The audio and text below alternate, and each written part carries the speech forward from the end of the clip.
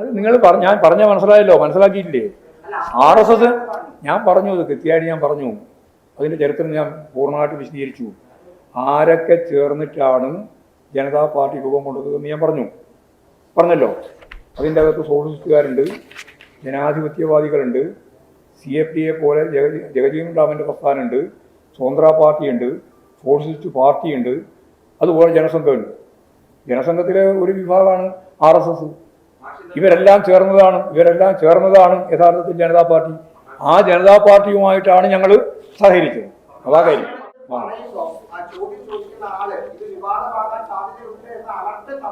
അതെ, ഇത് വിവാദമാവേണ്ട ഒരു കാര്യമില്ല. എന്തിനാണ് വിവാദം? 50 കൊല്ലം മുമ്പ് അടിയന്തരാവസ്ഥ കാലഘട്ടത്തിലുണ്ടായ ഒരു സംഭവം സംബന്ധിച്ചിടത്തോളം ചരിത്രത്തിന്റെ ഭാഗമായിട്ട് ഇപ്പം പറഞ്ഞത് എന്തിനാണ് വിവാദമാകുന്നത്? വിവാദമാക്കാൻ ഉന്നം വെച്ചുകൊണ്ട് നടത്തിയിട്ടുള്ള ശ്രമമാണെന്നാണ് കാര്യം. അതാ കാര്യം. അല്ലാണ്ട് അതിനകത്ത് വേറെ പ്രശ്നമൊന്നുമില്ല. ഞാനെന്തോ വർഗീയവാദികളുമായിട്ട് കൂട്ടുകൂടാൻ ശ്രമിച്ചിരിക്കുന്നു എന്നുള്ള പ്രചാരവേല, കള്ള പ്രചാരവേല നടത്തിക്കൊണ്ടിരിക്കുകയാണ്.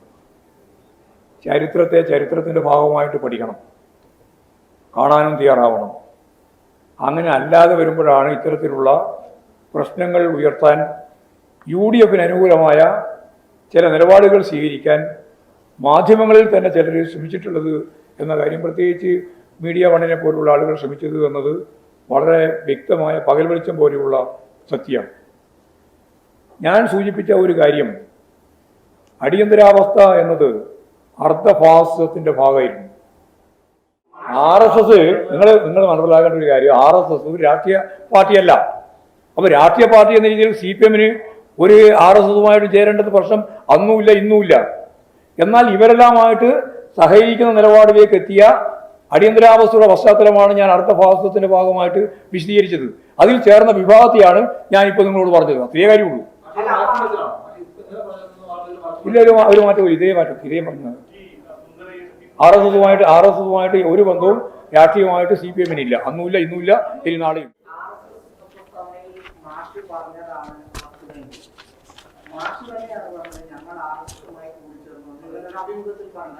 അത് നിങ്ങൾ ഞാൻ പറഞ്ഞ മനസ്സിലായല്ലോ, മനസ്സിലാക്കിയില്ലേ? RSS ഞാൻ പറഞ്ഞു, അത് കൃത്യമായിട്ട് ഞാൻ പറഞ്ഞു. അതിൻ്റെ ചരിത്രം ഞാൻ പൂർണ്ണമായിട്ട് വിശദീകരിച്ചു. ആരൊക്കെ ചേർന്നിട്ടാണ് ജനതാ പാർട്ടി രൂപം കൊണ്ടത് എന്ന് ഞാൻ പറഞ്ഞല്ലോ. അതിൻ്റെ അകത്ത് സോഷ്യലിസ്റ്റുകാരുണ്ട്, ജനാധിപത്യവാദികളുണ്ട്, CFDA പോലെ ജഗജീവൻ റാമിൻ്റെ പ്രസ്ഥാനമുണ്ട്, സ്വതന്ത്ര പാർട്ടിയുണ്ട്, സോഷ്യലിസ്റ്റ് പാർട്ടിയുണ്ട്, അതുപോലെ ജനസംഘമുണ്ട്. ജനസംഘത്തിലെ ഒരു വിഭാഗമാണ് RSS. ഇവരെല്ലാം ചേർന്നതാണ് യഥാർത്ഥത്തിൽ ജനതാ പാർട്ടി. ആ ജനതാ പാർട്ടിയുമായിട്ടാണ് ഞങ്ങൾ സഹകരിച്ചത്. അതാ കാര്യം. RSS ഒരു പാർട്ടിയല്ലല്ലോ. നിങ്ങൾക്ക് എന്താ ഇപ്പോൾ പറഞ്ഞത്? RSS നിങ്ങൾ മനസ്സിലാക്കേണ്ട ഒരു കാര്യം, RSS ഒരു രാഷ്ട്രീയ പാർട്ടിയല്ല. അപ്പോൾ രാഷ്ട്രീയ പാർട്ടി എന്ന രീതിയിൽ CPM-ന് ഒരു RSS-ഉമായിട്ട് ചേരേണ്ടത് പ്രശ്നം അന്നുമില്ല ഇന്നുമില്ല. എന്നാൽ ഇവരെല്ലാമായിട്ട് സഹകരിക്കുന്ന നിലപാടിലേക്ക് എത്തിയ അടിയന്തരാവസ്ഥയുടെ പശ്ചാത്തലമാണ് ഞാൻ അർദ്ധഫാസിസത്തിന്റെ ഭാഗമായിട്ട് വിശദീകരിച്ചത്. അതിൽ ചേർന്ന വിഭാഗത്തെയാണ് ഞാനിപ്പോൾ നിങ്ങളോട് പറഞ്ഞത്. അതേ കാര്യമുള്ളൂ. ഇല്ല, ഒരു മാറ്റവും ഇതേ പറഞ്ഞത്. RSS-ഉമായിട്ട് ഒരു ബന്ധവും രാഷ്ട്രീയമായിട്ട് CPM-നില്ല. അന്നുമില്ല ഇന്നുമില്ല ഇനി നാളെയുമില്ല. അന്നുമില്ല ഇന്നുമില്ല നാളെയുമില്ല.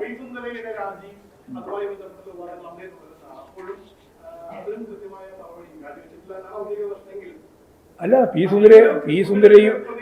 സുന്ദരയുമായിട്ട് ബന്ധപ്പെട്ട രാഷ്ട്രീയ പ്രശ്നങ്ങളെല്ലാം പിന്നീട് നടന്ന പാർട്ടി കോൺഗ്രസുമായിട്ട് ബന്ധപ്പെട്ട് കൃത്യമായ നിലപാട് സ്വീകരിച്ച് പാർട്ടി മുമ്പോട്ടേക്ക് പോയിട്ടുണ്ട്, സുന്ദരയ്യ ഉൾപ്പെടെ.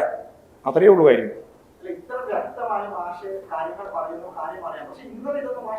ഇന്നലെ തന്നെ ഞാൻ പറഞ്ഞത് ഇത് തന്നെയാണ്. വെറുതെ പറയുകയാണെന്നില്ല.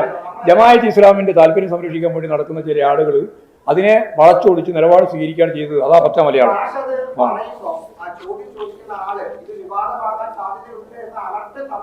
അതെ, ഇത് വിവാദമാവേണ്ട ഒരു കാര്യമില്ല. എന്തിനാണ് വിവാദം? 50 കൊല്ലം മുമ്പ് അടിയന്തരാവസ്ഥ കാലഘട്ടത്തിലുണ്ടായ ഒരു സംഭവം സംബന്ധിച്ചിടത്തോളം ചരിത്രത്തിന്റെ ഭാഗമായിട്ട് ഇപ്പം പറഞ്ഞത് എന്തിനാണ് വിവാദമാകുന്നത്? വിവാദമാക്കാൻ ഉന്നം വെച്ചുകൊണ്ട് നടത്തിയിട്ടുള്ള ശ്രമമാണെന്നാണ് കാര്യം. അതാ കാര്യം. അല്ലാണ്ട് അതിനകത്ത് വേറെ പ്രശ്നമൊന്നുമില്ല.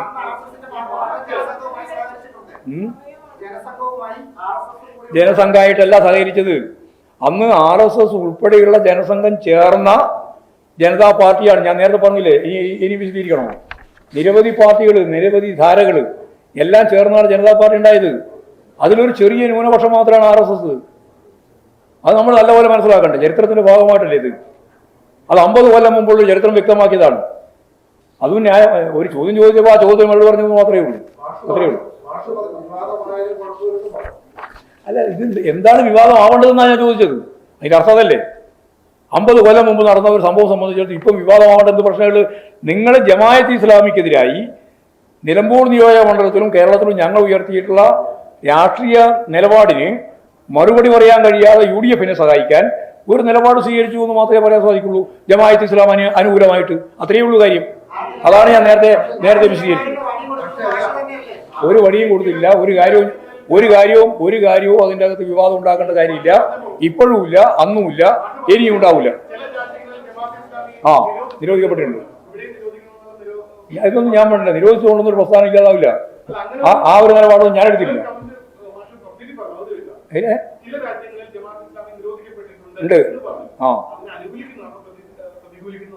അല്ല, ഞാൻ അതിനെ അനുകൂലിക്കുന്നുമില്ല, പ്രതികൂലിക്കുന്നുമില്ല. കാരണം നിലപാടെന്താ പറഞ്ഞാൽ, ഒരു പാർട്ടിയെയും ഒരു പ്രസ്ഥാനത്തെയും ഒരു ആശയത്തെയും നിരോധിച്ചുകൊണ്ട് അവസാനിപ്പിക്കാൻ സാധിക്കുന്നതല്ല. എത്രയോ പ്രാവശ്യം നിരോധനത്തിന് വിധേയപ്പെട്ട പാർട്ടിയാണ് കമ്മ്യൂണിസ്റ്റ് പാർട്ടി. എന്നിട്ട് കമ്മ്യൂണിസ്റ്റ് പാർട്ടി ഇവിടെ ഇല്ലാതായിട്ടില്ലല്ലോ. അത് തന്നെയാണ് ചരിത്രത്തിന്റെ ഭാഗമായിട്ടുള്ള, അതേ പറഞ്ഞത്, ചരിത്രത്തിന്റെ ഭാഗമായിട്ടുള്ള ഏറ്റവും പ്രധാനപ്പെട്ട കാര്യം അതാണ്.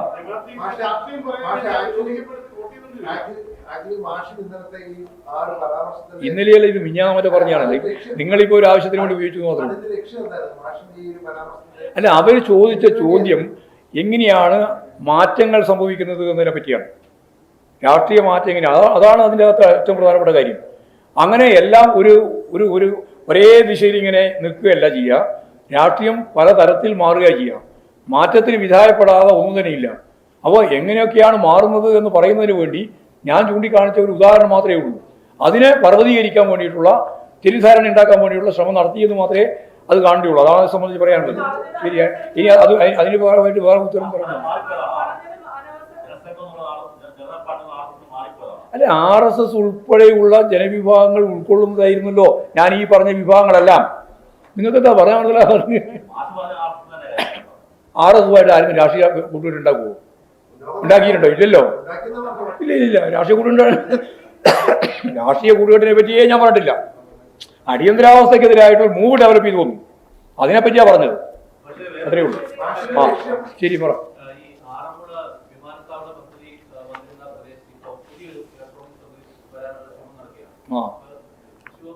വർഗീയതക്കെതിരായിട്ടുള്ള കാര്യം പറഞ്ഞു വന്നപ്പോൾ ഇപ്പോഴും വ്യാപകമായ ഒരു പ്രചാരവേല, ഞാനെന്തോ വർഗീയവാദികളുമായിട്ട് കൂട്ടുകൂടാൻ ശ്രമിച്ചിരിക്കുന്നു എന്നുള്ള ഒരു പ്രചാരവേല, കള്ള പ്രചാരവേല നടത്തിക്കൊണ്ടിരിക്കുക. ചരിത്രത്തിൻ്റെ ഭാഗമായിട്ട് പഠിക്കണം, കാണാനും തയ്യാറാവണം. അങ്ങനെ അല്ലാതെ വരുമ്പോഴാണ് ഇത്തരത്തിലുള്ള പ്രശ്നങ്ങൾ ഉയർത്താൻ UDFന് അനുകൂലമായ ചില നിലപാടുകൾ സ്വീകരിക്കാൻ മാധ്യമങ്ങളിൽ തന്നെ ചിലർ ശ്രമിച്ചിട്ടുള്ളത് എന്ന കാര്യം, പ്രത്യേകിച്ച് മീഡിയ വണ്ണിനെ പോലുള്ള ആളുകൾ ശ്രമിച്ചത് എന്നത് വളരെ വ്യക്തമായ പകൽ വെളിച്ചം പോലെയുള്ള സത്യമാണ്. ഞാൻ സൂചിപ്പിച്ച ഒരു കാര്യം, അടിയന്തരാവസ്ഥ എന്നത് അർദ്ധഫാസിസത്തിൻ്റെ ഭാഗമായിരുന്നു. പാർലമെന്ററി ജനാധിപത്യ സംവിധാനം പൂർണ്ണമായിട്ട് ഇല്ലായ്മ ചെയ്തു. നാവടക്കൂ പണിയെടുക്കൂ എന്ന മുദ്രാവാക്യമാണ് നടപ്പിലാക്കിയത്. ജനാധിപത്യ അവകാശങ്ങളൊന്നും ഇല്ലായിരുന്നു. അടിയന്തരാവസ്ഥക്കെതിരായിട്ട് ആരെങ്കിലും വേണ്ടിയാൽ ഇനി മുണ്ടും എന്നുള്ള പ്രതീക്ഷയുണ്ടെങ്കിൽ അവരെല്ലാം രണ്ട് രീതിയിൽ വിസ അടിസ്ഥാനപ്പെടുത്തിയും DER അടിസ്ഥാനപ്പെടുത്തിയും കൽത്തുറുങ്കിലടക്കുന്ന കാലമായിരുന്നു അടിയന്തരാവസ്ഥ.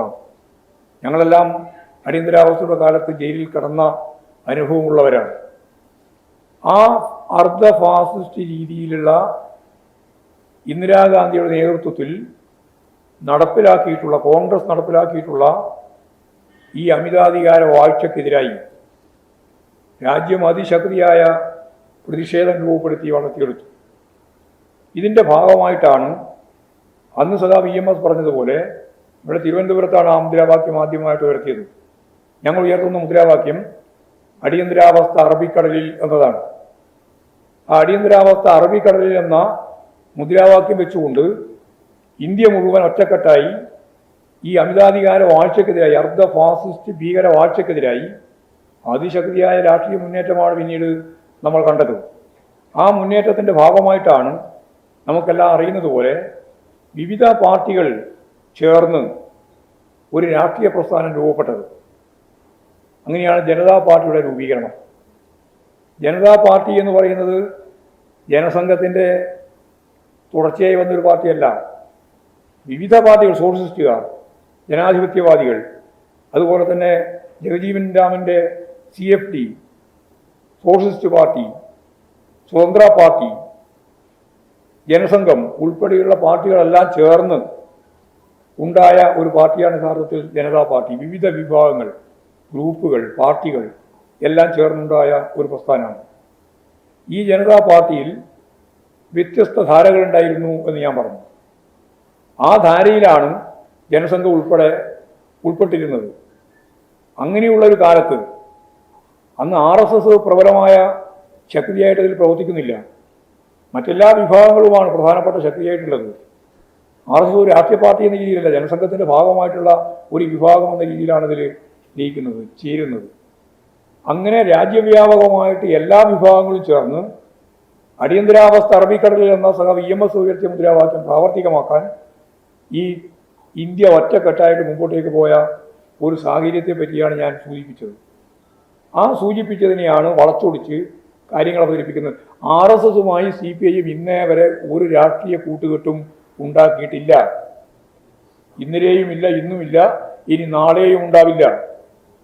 ഇത് അസന്നിഗ്ധമായിട്ട് ഇതിനു മുമ്പ് തന്നെ എത്രയോ പ്രാവശ്യം വിശദീകരിച്ചതാണ്. അടിയന്തരാവസ്ഥയുടെ ഈ പ്രത്യേക പശ്ചാത്തലത്തെ അഭിമുഖീകരിക്കാൻ വിവിധ രാഷ്ട്രീയ ധാരകൾ ചേർന്ന് മുമ്പോട്ടേക്ക് പോയപ്പോൾ അന്ന് രൂപീകരിക്കപ്പെട്ട ജനതാ പാർട്ടി യഥാർത്ഥത്തിൽ പിന്നീട് ആ ജനതാ പാർട്ടിക്കകത്ത് തന്നെ ഉയർന്നു വന്ന ഏറ്റവും പ്രധാനപ്പെട്ട പ്രശ്നം എന്തായിരുന്നു? അതിൽ 2 മെമ്പർഷിപ്പ് ഉൾപ്പെടെയുള്ള പ്രശ്നമാണ് വന്നത്. അതിൻ്റെ ഭാഗമായിട്ടാണ് VP സിംഗിൻ്റെ മന്ത്രിസഭയെ തന്നെ അട്ടിമറിക്കുന്നതിന് വേണ്ടി BJPയും അതുപോലെ തന്നെ കോൺഗ്രസും ചേർന്ന് പിന്നീട് നിലപാട് സ്വീകരിച്ചത് എന്ന് എല്ലാവർക്കും അറിയാം. അത് ഈ RSSൻ്റെയും അതുപോലെ തന്നെയുള്ള വിഭാഗീയ നിലപാടുമായിട്ട് ബന്ധപ്പെട്ടുകൊണ്ട് തന്നെയാണ്. അതിനെതിരായ ജനാധിപത്യ സംവിധാനമാണ് യഥാർത്ഥത്തിൽ VP സിംഗ് കൈകാര്യം ചെയ്തത്. ആ VP സിംഗിനെ താഴെ ഇറക്കുന്നതിന് വേണ്ടി കോൺഗ്രസും BJPയും ചേർന്നുകൊണ്ടാണ് ആ ഗവൺമെന്റിനെ താഴെ ഇറക്കിയത് എന്നുള്ള കാര്യം നമ്മൾ ഈ സന്ദർഭത്തിൽ മനസ്സിലാക്കേണ്ടതാണ്. കേരളത്തിൻ്റെ ചരിത്രം പരിശോധിച്ച് നോക്കിയാൽ RSSുമായിട്ട് ബന്ധപ്പെട്ട് പ്രവർത്തിച്ചത് ആരാ? ഞങ്ങൾ ഒരു ഘട്ടത്തിലും രാഷ്ട്രീയ മുന്നണി എന്ന രീതിയിൽ RSSുമായിട്ട് ചേർന്നിട്ടേയില്ല. എന്നാൽ കോൺഗ്രസ് വിമോചന സമരത്തിൻ്റെ ഘട്ടത്തിലാണ് ആദ്യമായിട്ട് RSSുമായി സഹകരിക്കുന്നത്. വിമോചന സമരത്തിലാണ് അവർ കാര്യമായിട്ട് ഇറങ്ങുന്നത്. അപ്പോൾ അതിൻ്റെ തുടർച്ചയായിട്ടാണ് യഥാർത്ഥത്തിൽ ഇവിടെ രാഷ്ട്രീയ തെരഞ്ഞെടുപ്പിലേക്ക് അവർ മത്സരിക്കാൻ തയ്യാറായിട്ട് വരുന്നത്. അപ്പോൾ RSS യഥാർത്ഥത്തിൽ കേരളത്തിലെ UDFുമായിട്ടാണ് പിന്നീട് മത്സരിച്ചത്. അവർ ചെയ്യുന്നതുകൊണ്ടാണ് യോജിച്ച് മത്സരിച്ചത്.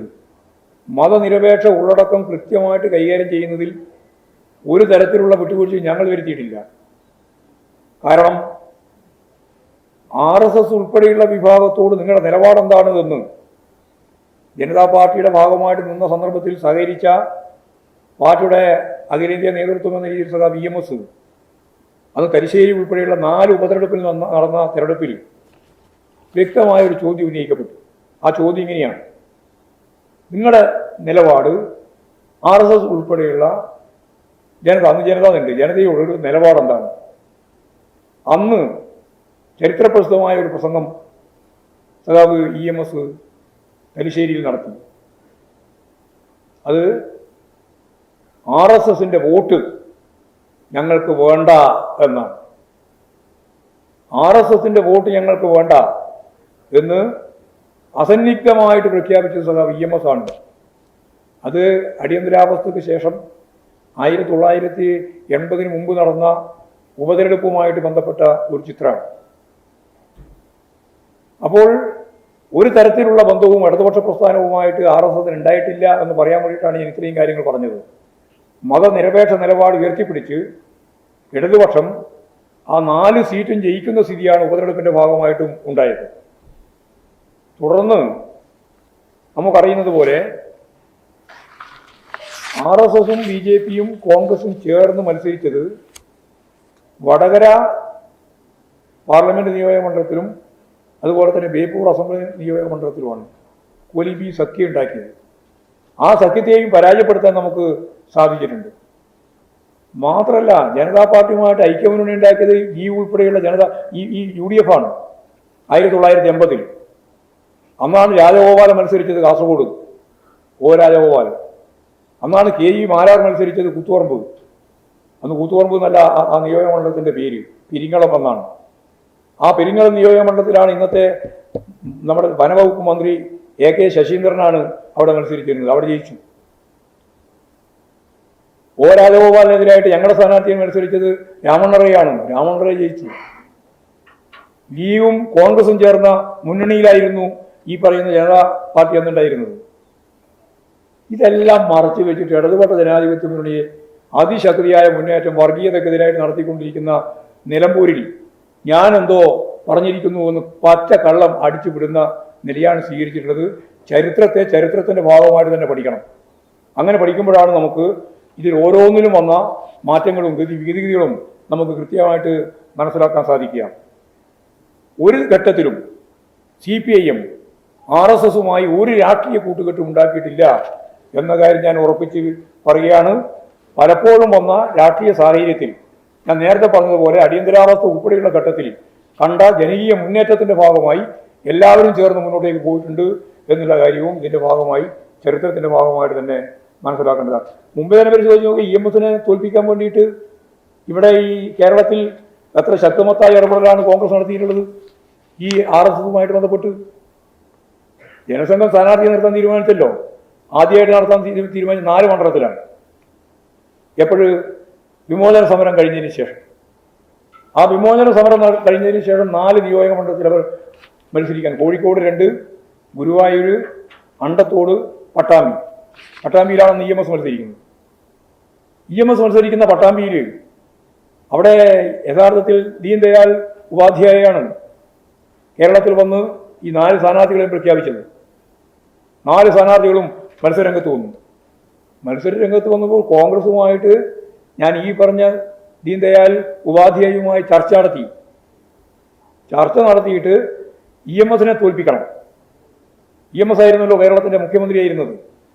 അതുകൊണ്ട് EMSനെ തോൽപ്പിക്കുന്നതിന് വേണ്ടി നിങ്ങൾ അവിടെ സ്ഥാനാർത്ഥിയെ നിർത്തരുത് എന്ന് ദീൻദയാൽ ഉപാധ്യായുമായി ബന്ധപ്പെട്ട് കോൺഗ്രസ് നേതൃത്വം ചർച്ച നടത്തിയിട്ട് ദീൻദയാൽ ഉപാധ്യായ തന്നെ നേരിട്ട് പ്രഖ്യാപിച്ച പട്ടാമ്പിയിലെ അന്നത്തെ സ്ഥാനാർത്ഥിയെ, RSSന്റെ ജനസംഘത്തിൻ്റെ സ്ഥാനാർത്ഥിയെ അവർ പിൻവലിച്ചു. അങ്ങനെ പിൻവലിച്ചിട്ടാണ് മാധവ മേനോനെയാണ് അവിടെ സ്ഥാനാർത്ഥിയായി ഇവർ നിശ്ചയിച്ചിരുന്നത്. മാധവ മേനോനെ പിൻവലിച്ചു. അങ്ങനെ അവിടെ EMSനെ തോൽപ്പിക്കുന്നതിന് വേണ്ടി അവർ ഒരു സംയുക്ത സ്ഥാനാർത്ഥിയെ നിശ്ചയിച്ചു. ആ സ്ഥാനാർത്ഥിയാണ് രാഘവൻ നായർ. ഇതൊന്നും ചരിത്രം മനസ്സിലാക്കാതെ വിശദീകരിക്കാൻ സാധിക്കുന്നതല്ലോ. രാഘവൻ നായർ അവിടെ പിന്നീട് തോറ്റല്ലോ. കോൺഗ്രസും അതുപോലെ തന്നെ ഈ സംഘപരിവാർ വിഭാഗത്തിൻ്റെ ഭാഗമായിട്ടുള്ള ജനസംഘവും ചേർന്ന് സംയുക്ത സ്ഥാനാർത്ഥിയെ നിർത്തിയിട്ട് തോൽപ്പിക്കാൻ ശ്രമിച്ചിട്ട് തോറ്റില്ലല്ലോ.